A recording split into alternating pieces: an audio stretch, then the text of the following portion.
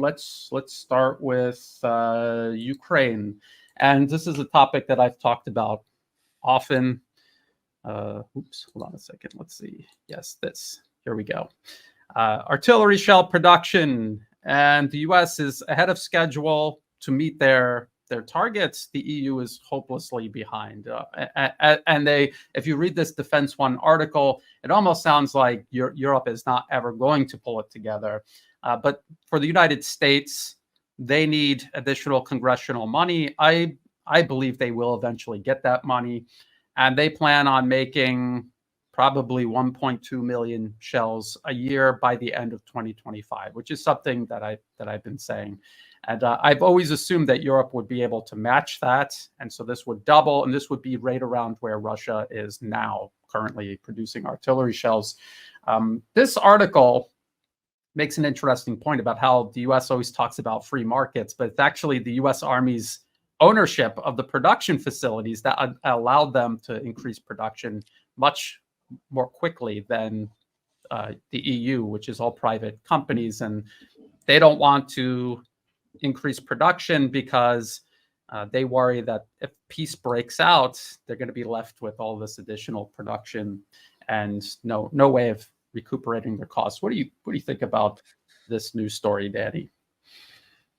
Well, it seems like more hope, reaching out for hope. There's been story after story now, it feels like in the Western mainstream media too, of Ukraine's manpower problem, the fact that they have essentially sent everyone they could out to that front line, only to have them decimated, killed in action, or injured and unable to fight. And so this constant talk about weapons seems to be denying the inevitable reality, which is that this conflict will not be resolved on anyone else's terms except for Russia's, that Russia doesn't face any of these problems. And it is quite curious now that the Western mainstream media, and I know we've both been covering this for the last half a year plus since the counteroffensive started to be discussed, Ukraine's vaunted counteroffensive, is that over the course of this time, there have been increasing numbers of articles, reports, admissions from across the collective West that there really is a shortage.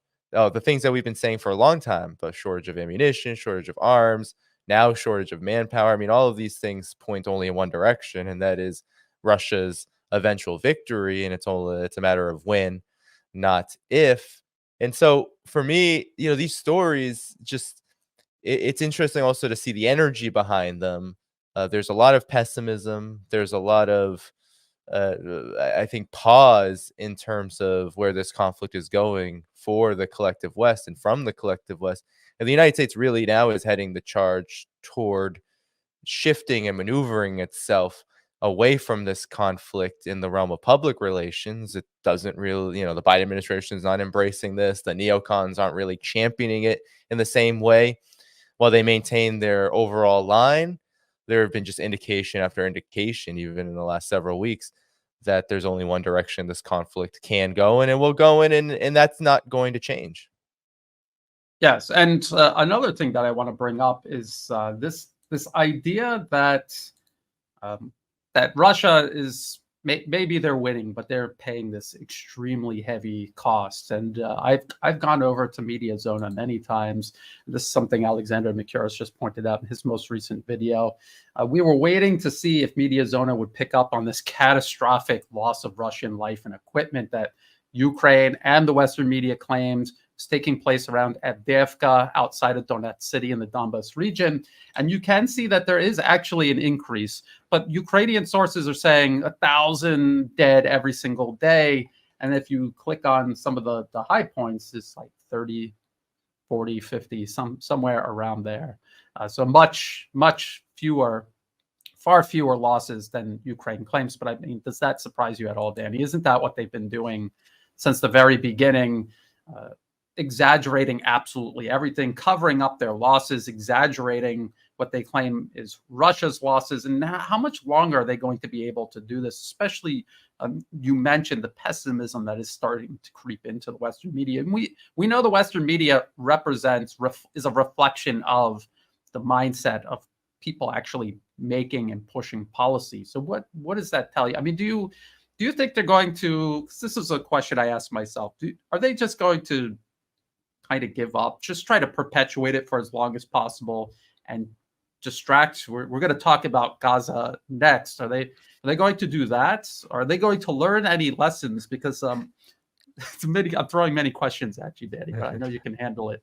One other question: Are they learning anything, because they're pivoting toward the Middle East, but ultimately their sights are set on China? And if they could not win against Russia, how are they going to win against a much larger, more powerful China, which is also working together with Russia?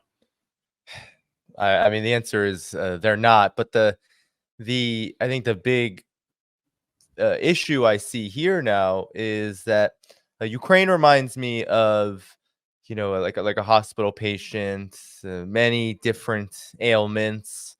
Perhaps they're at an age where it is indeed their time to go, but the family doesn't want to let them go. They want to use all the measures possible to keep them afloat and to keep the fight going, even though it's likely that this person needs to be laid to rest, and that it is their time. And that is kind of how this conflict feels right now. I mean, in area after area, in point after point, whether we're looking at the ammunition problem, we're looking at the losses.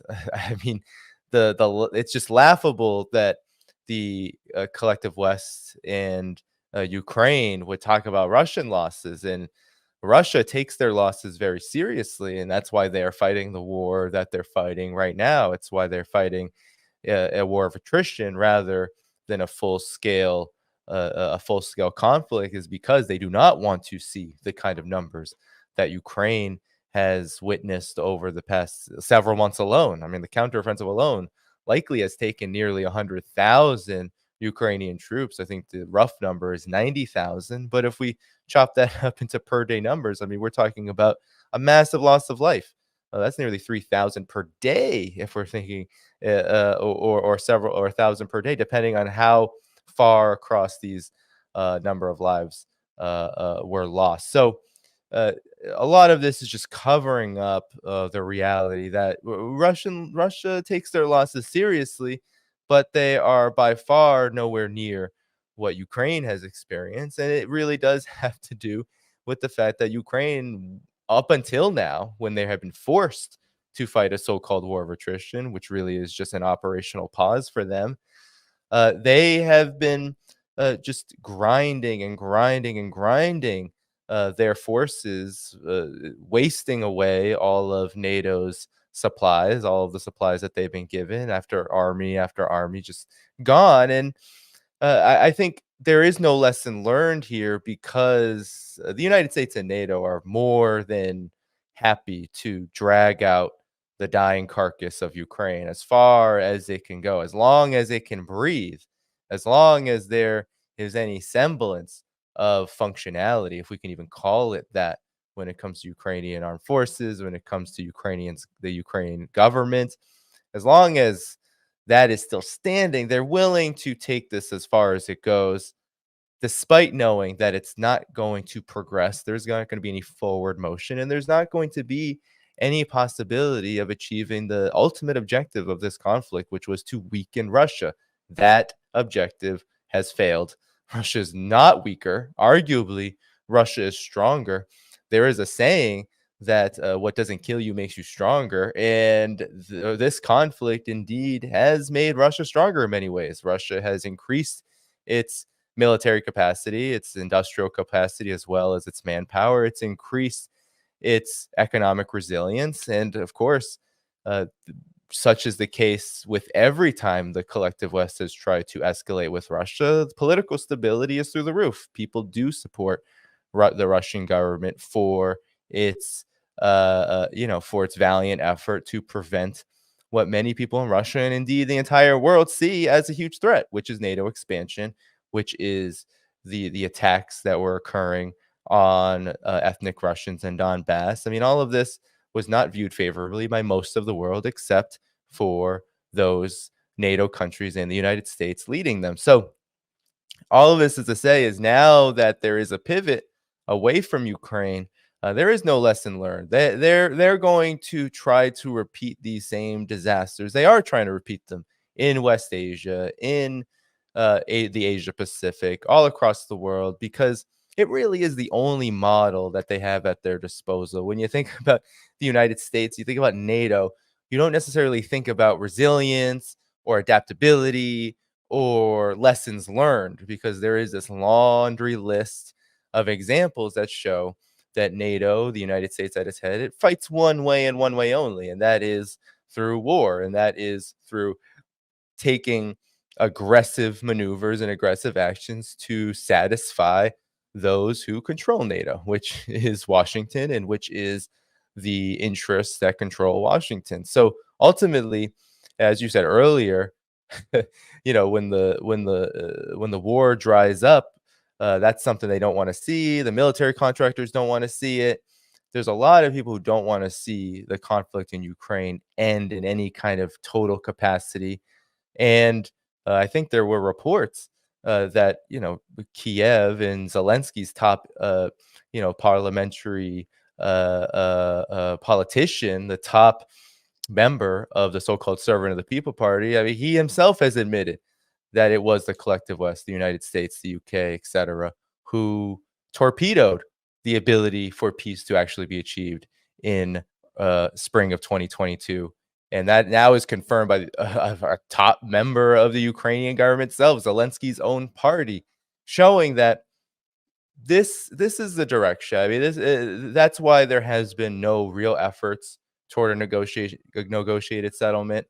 It doesn't seem like, no matter how bad it gets on the battlefield, no matter how uncertain the future looks for Ukraine, it doesn't seem to be enough to compel the United States to finally push the Ukrainian government and itself back to the table and actually create some kind of window and exit ramp for them to to pursue. So now the lessons won't be learned. In fact, the future is very uncertain, because it is quite likely that regardless of whatever machinations have occurred over the last several months between the US and China, and regardless of what happens even in Gaza and Palestine and the larger West Asia region, even if that slows down to any degree, I think this moment in history shows that these flashpoints, they don't just go away. There is no transformation of the situation. It really is just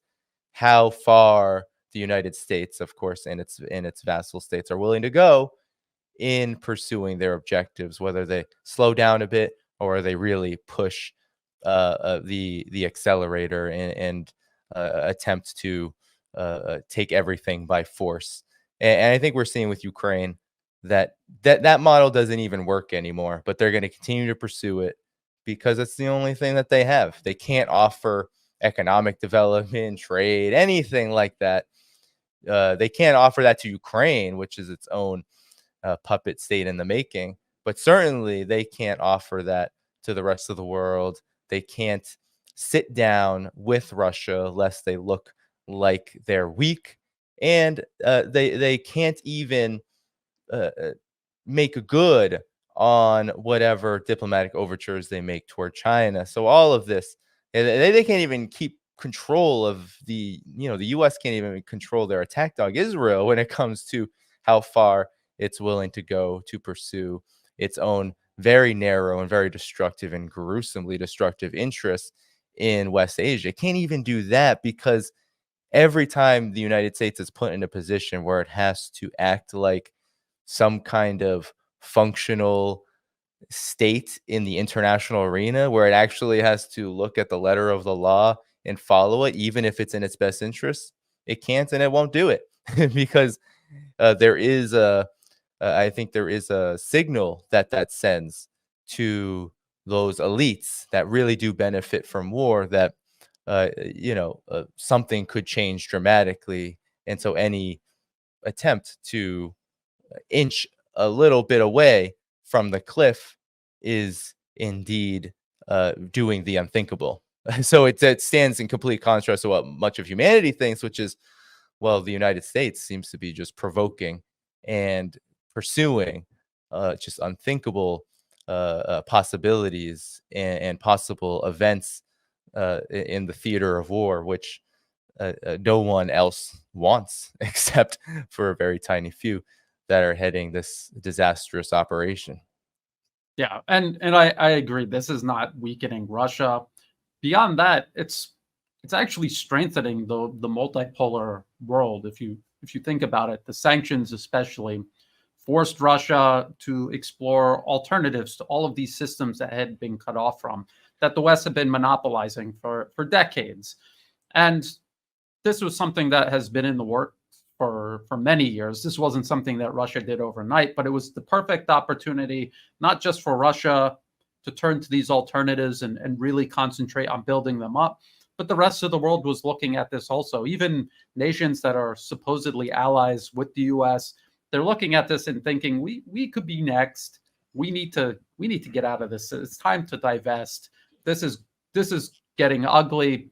We cannot trust anything the US or Europe says. They're blowing up pipelines. They're out of control. And just think about any investor or anyone who's trying to build anything. What do you want more than anything? You want stability, and you want to work with people who are predictable. Even if they're bad people, you want them to be predictable.